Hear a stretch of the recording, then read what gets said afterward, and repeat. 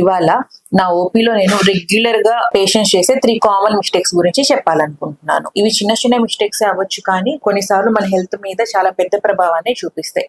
First వచ్చేసి బానే ఉన్నాను కదా అని మందులు ఆపేయడం. డాక్టర్ బీపీ తగ్గింది, బీపీ టాబ్లెట్ ఆపేశాను, షుగర్ కంట్రోల్లోకి వచ్చింది, సో షుగర్ బిల్లలు స్కిప్ చేశాను అని చెప్తూ ఉంటారు. ముఖ్యంగా ఇలా బీపీ, షుగర్ లాంటి క్రానిక్ డిసీజెస్ మందులు వేస్తే కంట్రోల్లో ఉంటాయి, మందులు ఆపేస్తే మళ్ళీ అబ్నార్మల్ వాల్యూస్ వచ్చేస్తాయి. అందుకే డాక్టర్ అడ్వైస్ లేకుండా ఎప్పుడు మందులు స్కిప్ చేయకూడదు. సెకండ్ మిస్టేక్ వచ్చేసి దీనికి ఆపోజిట్, డాక్టర్ అడ్వైస్ లేకుండా మందులు వేసుకోవడం. ఫీవర్ వచ్చింది, ఇంట్లోనే యాంటీబయాటిక్ వేసుకోవడం, నడునొప్పి వచ్చింది, ఫ్రెండ్ ఎవరో ఇచ్చారని పెయిన్ కిల్లర్ వేసుకోవడం. ఇలా సెల్ఫ్ మెడికేషన్ చేసుకోవడం వల్ల చాలా సార్లు హెల్త్ ప్రాబ్లమ్స్ రావచ్చు. ముఖ్యంగా ఇలా యాంటీబయాటిక్స్ కానివ్వండి, పెయిన్ కిల్లర్స్ వల్ల కిడ్నీ డ్యామేజ్ అయ్యే ప్రమాదం కూడా ఉంటుంది. Next third mistake most common అయిపోయింది, గూగుల్ లేదా అదర్ సోషల్ మీడియాలో సిమ్టమ్స్ సెర్చ్ చేసి సెల్ఫ్ డయాగ్నోస్ చేసుకోవడం. పేషెంట్ వస్తారు, మా ప్రాబ్లం ఏంటి అంటే నాకు కిడ్నీ ప్రాబ్లం ఉంది అంటారు. ఎలా తెలుసు అంటే నా సిమ్టమ్స్ ని గూగుల్లో సెర్చ్ చేశాను, కిడ్నీ ప్రాబ్లం అవ్వచ్చు అని చెప్పింది అంటారు. ఇది ఎంతవరకు కరెక్ట్?